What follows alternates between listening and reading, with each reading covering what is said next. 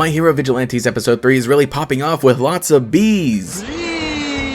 This episode adapts chapter 4 and chapter 5, so things start off pretty normal for everybody, and I like that we do get to see a little more of the aspect of leading a double life. That's a part of superhero stories that is kinda left out in My Hero Academia, but in Vigilantes, since what our main heroes are doing is technically illegal, we get to see that a lot here. And Koichi's apartment has basically become the home base of the team, as Knuckle Duster and Popstep hang out there, and he does actually get to see what they look like without their mask or their makeup. So effectively the main story that happens in the first half of this episode begins at one of Popstep's public concerts, and we do get to see the two students from the previous episode hanging around, and it looks like they are actually, genuine fans and they do want to help out. So that's kind of funny. There is a weird little grubby fan at the back, and he basically becomes a Mr. Grabby as he takes a drug and becomes an instant villain. And yeah, his quirk is to become a giant eel, oh boy, and he chases after Popstep. It's a little weird, kind of funny, and typical anime fashion, though I do kind of hope that soon we move on from Popstep being the one who needs to be rescued. And it isn't an easy job, as the eel is hard to catch and punch for both of our heroes, and on top of that they do have to use Popstep as bait, and then they cover the eel in a bunch of flour, and that,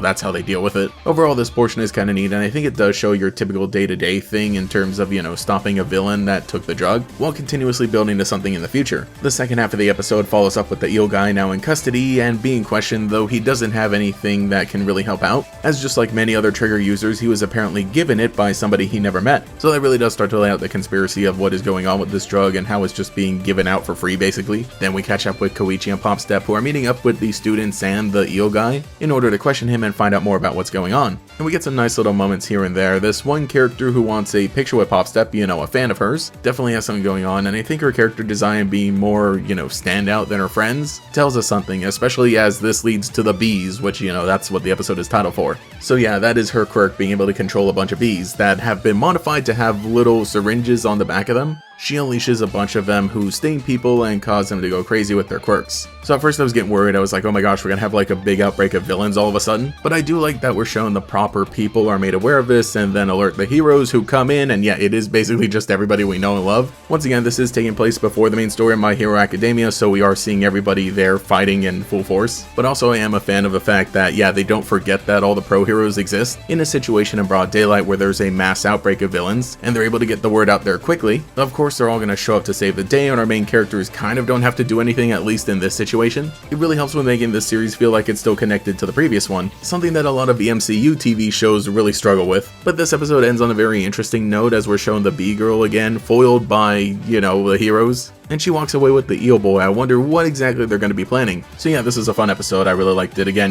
basically splitting up into the two chapters that it adapts from the manga. So once again, that was a really fun one. Let me know what you think in the comments down below.